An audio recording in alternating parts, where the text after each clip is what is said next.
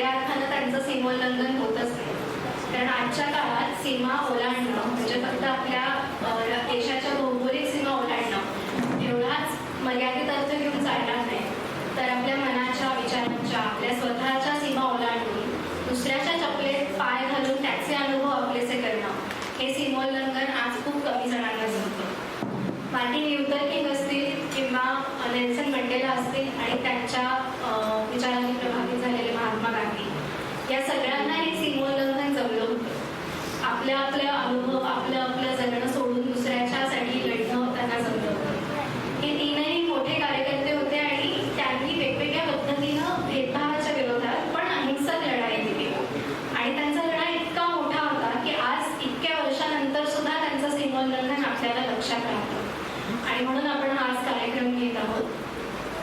आजच्या आपल्या या जगात सुद्धा खूप भेदभाव करणाऱ्या गोष्टी आहेत, भेदभाव चालू असतात आपल्या आसपास. तर हे भेदभाव सहन करणाऱ्या, त्याचे प्रत्यक्ष अनुभव घेणाऱ्या काही लोकांचे म्हणणं आपण इथे ऐकणार आहोत. पण त्याआधी हा कार्यक्रम नेमका कशासाठी, त्याचं प्रयोजन काय हे सांगण्याची विनंती मी इब्राहिम दादांना करते. सर्वांना जिंदाबाद. सर्वप्रथम आपण आज आपले ज्येष्ठ समाजवादी साथी जी पारिक यांचं आज सगळं निधन झालं, तर आपण 2 मिनिटं म्हणून त्यांना श्रद्धांजली अर्पण करूया. काय सुरुवात करूया.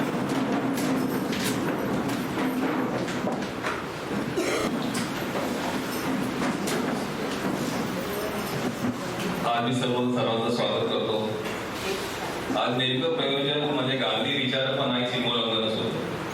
म्हणजे आपापल्या परिस्थितीतून माणूस पुढे जातो, त्याला गांधी विचार म्हणता येईल. गांधी विचारांनी गांधीवर भारवून गांधींनी उच्चवर्णीय ब्राह्मणांना पण स्वच्छता स्थापना लावले होते. वेगवेगळे त्यांना पण म्हणजे या खालच्या जाती काम करत होत्या, त्या जातीवरच्या त्यांनी काम करावं असं गांधींचा एक नाटक होता. त्यासाठी गांधीजी प्रेम करायचे, गांधीवर प्रेम करणारे खूप होते. आज आपण बघतोय की आज संघाची 100 या 100 वर्षे पूर्ण करताय, तरी पण प्रत्येक ठिकाणी त्यांनी गांधीचा पुतळा खाली या 100 चालू केलेली. म्हणजे या विचाराला मान्य त्यांनी प्रयत्न केला. दुर्दैवाने त्यांच्या उपस्थितीचं त्यांना गांधी जयंती साजरा करावी लागते. पण एक समजून घ्या, गांधी जर जगात गेले नसते, जग विख्यात झाले नसते, तर गांधींना पण संघाने भारत संपून टाकलं असतं. गांधी संपत यासाठी नाही की गांधी हा जन्म भारतात मोठा नव्हता, हा काही जगाचा जन्मायक आहे.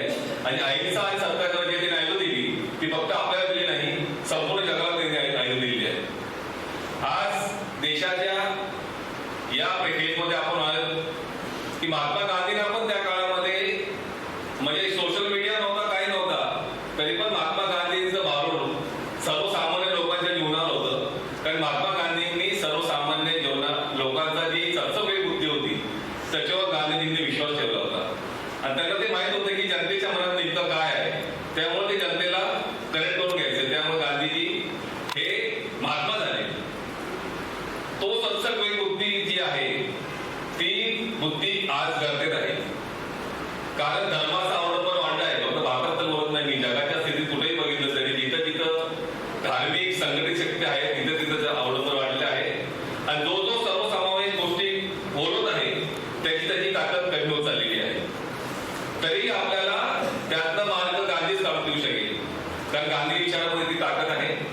त्यासाठी आजचं हे प्रयोजन होतं. आणि ती सत्सगवेळी बुद्धी जी आहे सर्वसामान्य लोकांची, ती सत्सगवेळी बुद्धी जागृत होण्यासाठी येणाऱ्या काळामध्ये आपल्याला काम करायचं आहे. त्यासाठी जन आंदोलन राष्ट्रीय समन्वय या संघटनेने सद्भाव मंच नावाचा एक ग्रुप चालू केला. त्याची सुरुवात जुलैमध्ये झाली आणि आतापर्यंत या सद्भाव मंचाने जो धार्मिक सरोकार आणि सद्भाव याच्यावर जे राजकीय आक्रमण ऍक्च्युली म्हणजे सरकार पुरस्कृत आक्रमण ज्याला म्हणतो आपण, तशी आक्रमण तयार होत आहे. त्यासाठी आपली ताकद वाढवण्यासाठी, त्या आक्रमणाचे जे बळी पडतायत त्यांच्यापर्यंत जाण्यासाठी, नक्की सत्य काय आहे ते शोधण्यासाठी आणि परत न्यायव्यवस्थेमध्ये त्याच्यासाठी न्याय मागण्यासाठी सद्भाव मंचची स्थापना झालेली आहे. आणि त्याच्या अंतर्गत आम्ही जामनेरला जी मॉब लिंचिंग झाली, सलमान खान इथे जाऊन आलो. त्यासाठी काही रिपोर्ट आम्ही बनवतोय. येणाऱ्या काळामध्ये ते काय करता येईल त्या पण प्रयत्न करतोय. फक्त मुस्लिमच असतील, अल्पसंख्याक ज्या ज्या गोष्टीच्या आहेत, आणि फक्त कारण धर्माचं अतिक्रमण हा फक्त मुस्लिमांवरचं नाहीये, हे प्रत्येक हिंदूंवरचं पण अतिक्रमण आहे.